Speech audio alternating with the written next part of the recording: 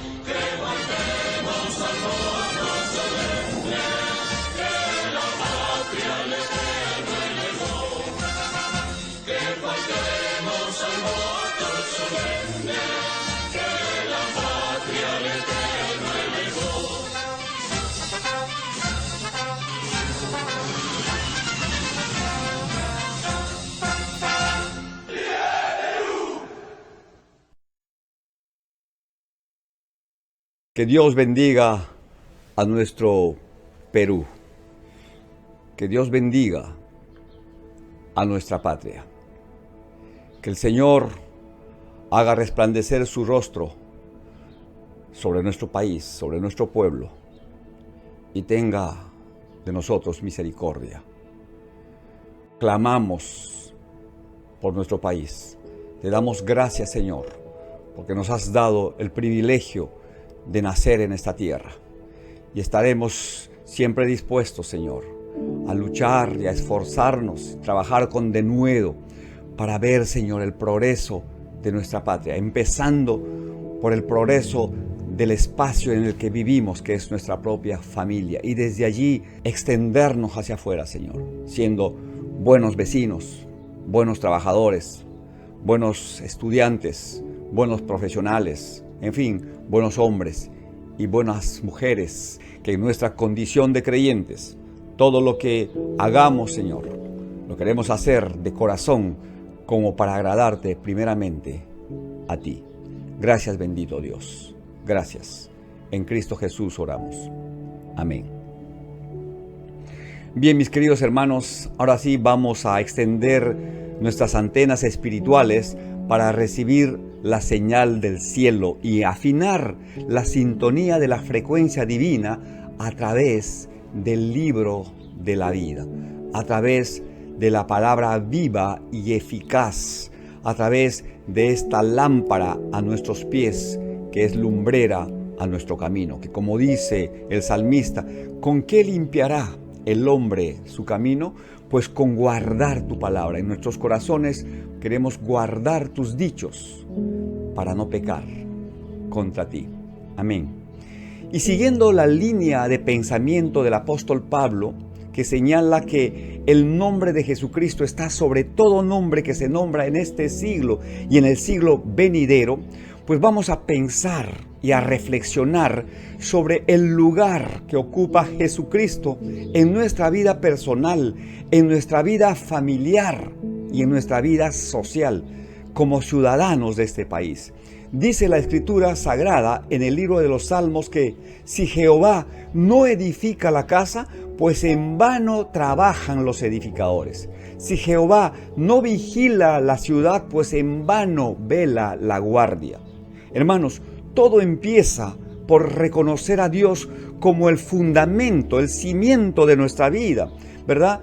Tener a Dios como el artífice de nuestra existencia, tener a Cristo como la piedra angular de todo lo que somos y de todo lo que hacemos y de todo lo que podemos. La clave para avanzar en la vida, la clave para establecernos en el centro de la voluntad de Dios es la obediencia a la palabra del Señor, que nos garantiza permanencia, ¿ya? Estabilidad, aún en los tiempos más adversos, en los tiempos más difíciles y críticos, como el que, por ejemplo, ahora mismo estamos viviendo. Eso es lo que enseñó Jesucristo en el Sermón de la Montaña. Él dijo: cualquiera pues que me oye estas palabras y las pone por obra, las hace, pues le compararé con un hombre prudente que edificó su casa sobre la roca. ¿Ya? Sobre la roca. ¿Ven ustedes la relación que existe entre la obediencia a la palabra y la estabilidad y permanencia de nuestra vida? Dice el Señor que descenderán las lluvias, vendrán los ríos, soplarán los vientos y golpearán con ímpetu contra nuestra casa, contra nuestra vida, contra nuestra familia. Pero dice que esta casa no va a caer. ¿Por qué? Porque está cimentada, establecida, fundamentada sobre la roca eterna de los siglos, que es la palabra del Señor. Mis hermanos, mis hermanas, entrando ya en el tema que nos convoca en este día, miren, en estos tiempos de tanta turbulencia, la iglesia de Jesucristo, los hombres y las mujeres del Señor, los discípulos de Cristo, estamos llamados a hacer una gran contribución para el engrandecimiento de nuestra nación. A nosotros nos ha tocado vivir quizá uno de los periodos más oscuros de la historia de nuestra patria, un periodo marcado por el manoseo deliberado de valores y principios que se supone deben regir los destinos de un país libre y soberano. Y en este último tiempo, por si fuera poco, para remate de males, nos ha sobrevenido un tsunami, por decirlo de alguna manera, un tsunami que ha levantado olas gigantescas de decadencia moral que se ponen de manifiesto en una terrible corrupción en todos los niveles. ¡Qué barbaridad! Donde se pone el dedo, salta la pus de la corrupción. Corrupción que se ha extendido lamentablemente a todos los sectores de nuestra sociedad. Y a todo esto hay que agregarle lo que yo creo que es lo más terrible que le ha podido suceder a nuestro país. ¿Qué es esto? La decadencia espiritual, que sin lugar a dudas, mis hermanos, es la causa primera de todos los males de nuestro país, de nuestros pueblos.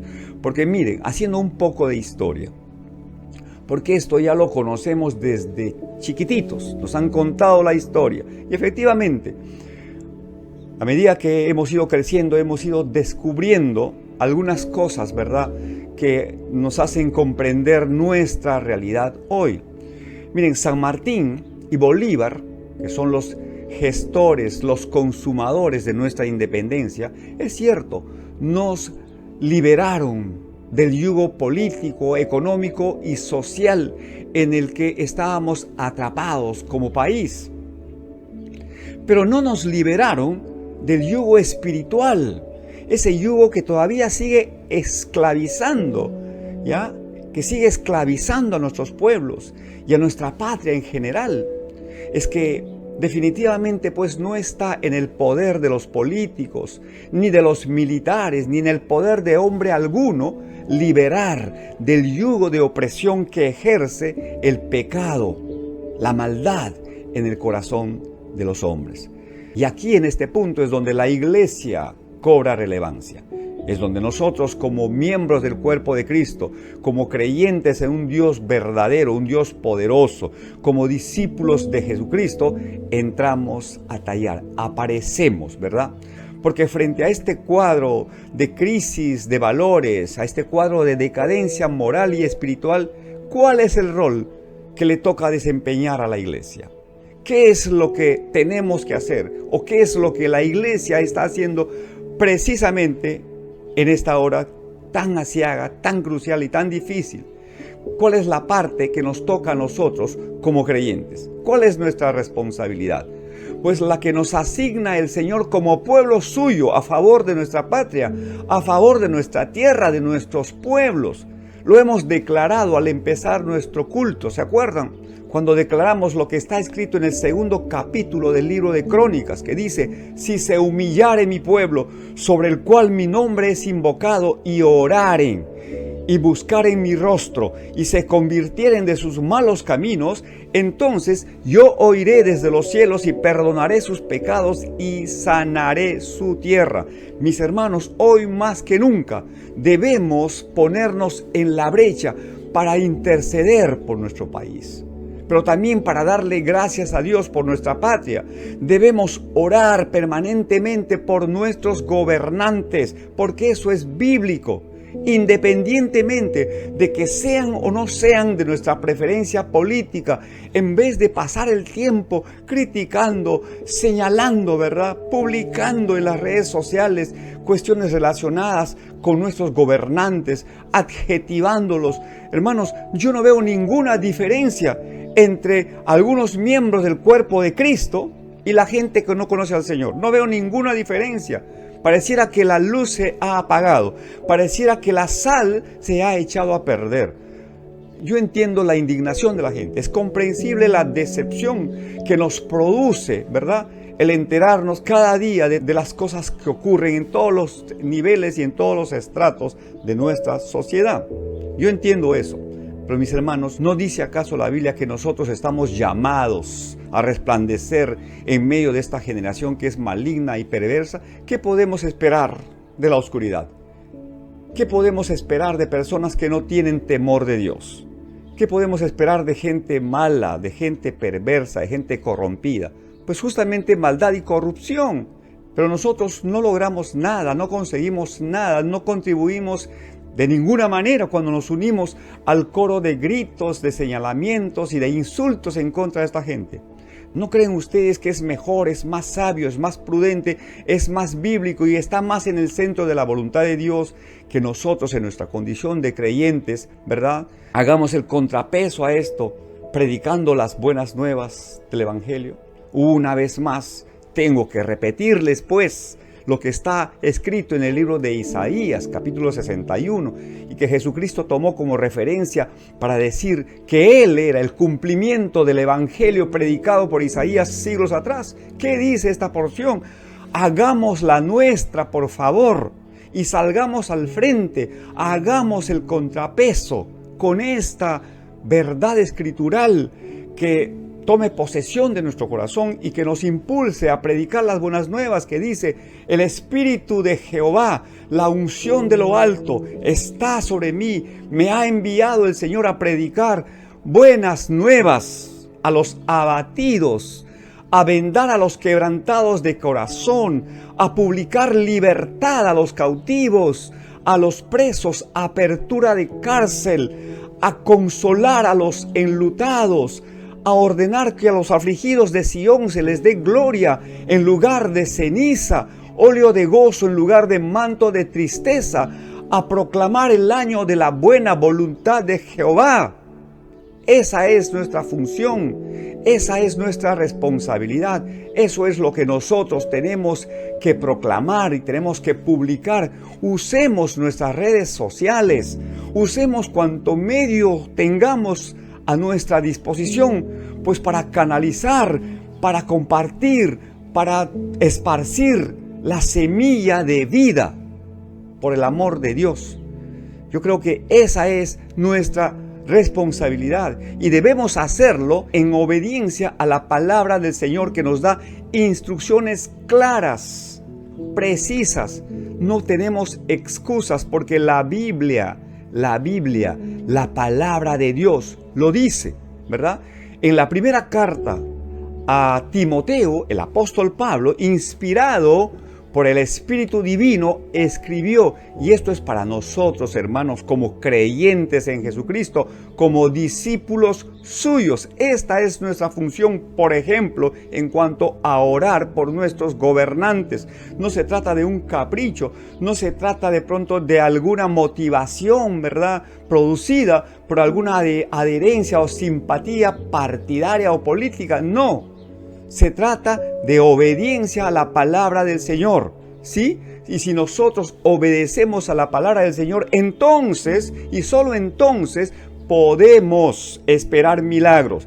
Porque cuando, por ejemplo, haciendo un paréntesis, cuando el Señor le dijo a Josué, le dio instrucciones a Josué para pasar a conquistar la tierra prometida, le dijo: nunca se debe apartar de tu boca este libro de la ley, sino que de día y de noche debes meditar en él, para que guardes y hagas conforme a todo lo que en este libro está escrito, porque entonces harás prosperar tu camino y todo te va a salir bien. Cierro paréntesis. Entonces, hermanos, inclinemos nuestro corazón a la obediencia de la palabra. Decía que en la primera carta del apóstol Pablo a Timoteo dice así, literalmente: exhorto ante todo a que se hagan rogativas, oraciones, peticiones y acciones de gracias por todos los hombres, Atención, por los gobernantes y por todos los que ejercen autoridad. ¿Para qué? Para que vivamos quieta y reposadamente en toda piedad y honestidad, porque esto es bueno. Esto es bueno y agradable delante de Dios nuestro Salvador, el cual quiere que todos los hombres sean salvos y vengan al conocimiento de la verdad. Ahí está la Escritura. Independientemente de cuál sea su lugar en la sociedad, yo creo que la mayor contribución de los cristianos con su patria es doblar rodillas y orar, y hacerlo clamorosamente, pero también predicar la poderosa palabra de Dios, que es la que traerá verdadera libertad a nuestro pueblo. Amén. Ahora, presten atención a esto. Miren, como cristianos somos miembros del reino de Dios, miembros, ciudadanos del reino de Dios, pero también somos miembros de la sociedad. Entonces, la obediencia a Dios nos exige que actuemos de una manera responsable como ciudadanos de nuestro país. Por tanto, debemos darle al César lo que le pertenece al César, pero debemos darle también a Dios lo que le pertenece a Dios. Ahora, la ley de Dios es suprema, pero debemos obedecer las leyes que rigen nuestro país, siempre y cuando, por supuesto, no estén en conflicto con la obediencia que le debemos a nuestro Rey, al Rey de Reyes, al Señor de Señores, que es Jesucristo, ¿ya? ¿Qué más? ¿Qué otra contribución debemos hacer como cristianos? ¿Qué otra contribución? Pues el amor al prójimo y el reconocimiento que todas las personas son iguales ante los ojos de Dios. Esta verdad debe motivarnos a hacer lo que sea necesario para de alguna manera mejorar la situación de los que son menos privilegiados, de los que están abandonados, de los hambrientos, los que no tienen hogar y los que son víctimas de prejuicios de toda índole. Mi hermano, mi hermana, si tú tienes la bendición de tener un techo bajo el cual vivir y tienes un pan para llevarte a la boca, acuérdate de los menesterosos, de los que no tienen nada, y de alguna manera haz algo al respecto, ¿sí? Yo siempre he dicho, hermanos, que cuando vamos en el camino de la vida, en más de una oportunidad, Jesucristo se viste de mendigo y extiende su mano. ¿Saben para qué? Para poner a prueba tu amor, tu solidaridad, tu fraternidad, para poner a prueba si en realidad aquello que tú tan fácilmente dices, ¿no? Aquello que tú tan fácilmente afirmas, se puede condecir, se puede poner en evidencia a través de actos concretos de bondad espontánea, en este caso, ¿verdad? En fin, hay tanta necesidad en este mundo, hermanos. Hay tanta necesidad, sobre todo en este tiempo. No es que nos sobren los recursos, pero algo podemos hacer en este tiempo de tanto frío, ¿verdad? ¿Por qué no abres tu ropero y descuelgas esos abrigos, esas casacas, en fin, aquellas cosas que las tienes ahí guardadas? Algunas están apolilladas y seguramente no las vas a usar por alguna razón, o de repente tienen un cierto valor sentimental para ti. No, hermano, no, hermana, por lo que más quieras. Coge eso y conságraselos al Señor. Si es necesario, lávalas, ¿verdad? Luego, dóblalas bonito, ponlas en un envoltorio y sal a repartir, sal a bendecir. Sé una extensión del amor de Dios. Estate a la altura de los requerimientos del Señor hacia los suyos. Ahora mismo viene ese pasaje del Evangelio en el que Jesús relata que en el último tiempo, en el día postrero, ¿verdad?, el Señor les llamará a unos y a otros, a los que dijeron ser suyos y a los que no lo fueron. Y les dirá: vengan, benditos de mi Padre, y disfruten del reposo de su Señor, porque yo tuve hambre y me dieron de comer, porque yo tuve sed y me dieron de beber, estuve forastero y errante y me acogieron en la casa, estuve desnudo y me cubrieron, me arroparon, estuve enfermo y me visitaron, estuve en la cárcel y fueron por mí. Y estos le preguntaron: Señor, ¿y cuándo hicimos todo esto por ti?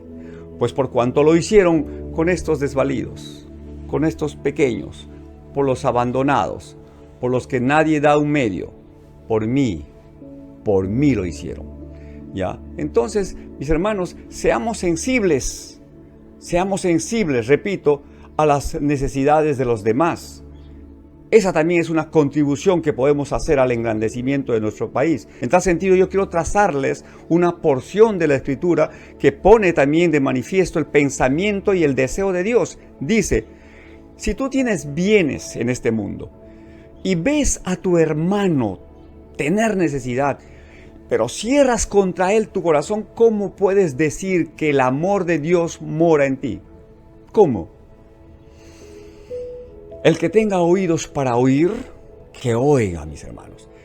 Insisto, debemos ser sensibles a las necesidades de los demás y recordar las palabras de nuestro Señor Jesucristo, que dijo: más bienaventurado es dar que recibir. Y todo el bien que hagamos a la gente necesitada, todo el bien que hagamos a los pobres, la Biblia dice, la Escritura dice que es un préstamo que le hacemos a Dios. Y que yo sepa, mis hermanos, Dios no es deudor de nadie. Amén. Iglesia, esta es la hora y este es el contexto en el que debemos alzar nuestra voz para predicar a los cuatro vientos las buenas nuevas de salvación, de liberación, de restauración, de perdón de pecados por medio de Jesucristo. Hay mucha gente que no conoce a Dios, gente que no ha tenido un encuentro personal con el Cristo vivo. Por eso es que viven a su manera, alejados de Dios y sujetos al terrible yugo de esclavitud del pecado en su vida. Necesitan entonces acercarse a aquel que tiene el poder para dar verdadera libertad y recibir en su corazón la gracia de su salvación. Jesús dijo: de cierto os digo, todo aquel que hace pecado, esclavo es del pecado. Así que si el Hijo los libera, serán verdaderamente libres. Si ustedes permanecen en mi palabra, dijo el Señor, serán verdaderamente mis discípulos y conocerán la verdad y la verdad los hará libres. Y conocer la verdad es conocer a Jesús. Él dijo: yo soy el camino y la verdad y la vida. Nadie viene al Padre si no es por mí. Dijo también: yo soy la luz del mundo. El que me sigue no andará en tinieblas, sino que tendrá la luz de la vida. Dijo más, dijo: yo soy la resurrección y la vida. El que cree en mí, aunque esté muerto, vivirá. Y todo aquel que vive y cree en mí no morirá eternamente. ¿Crees esto, hermano? Si tú dices amén a esto, entonces enrólate en el ejército activo del Señor. Pon las manos en el arado. Olvídate ya de lo que quedó atrás y extiéndete a lo que tienes por delante. Ponte al servicio del Señor. Hermanos, en medio de todo y a pesar de todo, los que somos de Cristo debemos celebrar la vida, la libertad, la justicia, porque Cristo vive. No todo está perdido, mis hermanos. En Cristo Jesús tenemos esperanza y tenemos también la posibilidad de experimentar una vida plena y con propósito. Él dijo: el ladrón no viene sino para robar, para matar y para destruir. Pero yo he venido, dice el Señor, para que tengan vida y para que la tengan en abundancia. El apóstol Pablo nos revela también que en Cristo Jesús somos nuevas criaturas, que las cosas viejas han pasado y he aquí todas han sido hechas nuevas. Y desde esa condición de hombres nuevos, de mujeres nuevas, podemos y debemos aportar lo nuestro para escribir una historia nueva y gloriosa para nuestro Perú.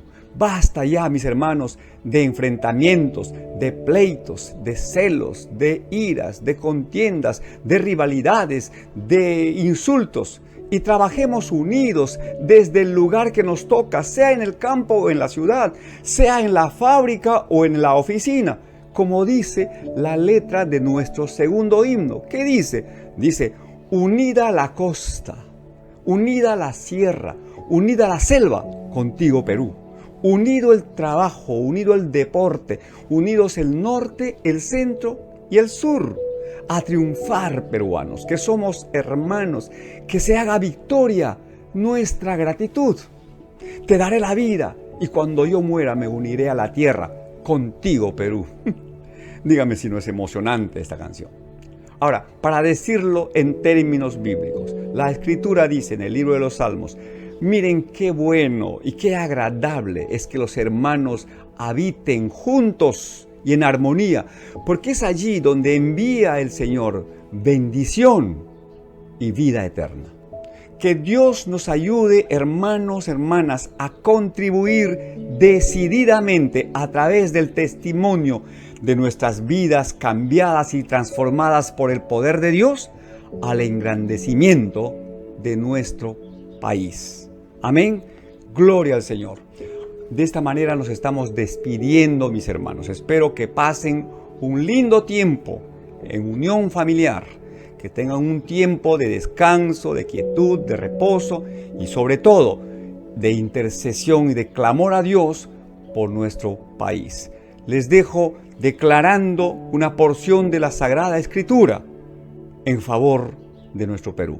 Dice: levántate y resplandece Perú, porque ha llegado tu luz y la gloria del Señor ha amanecido sobre ti.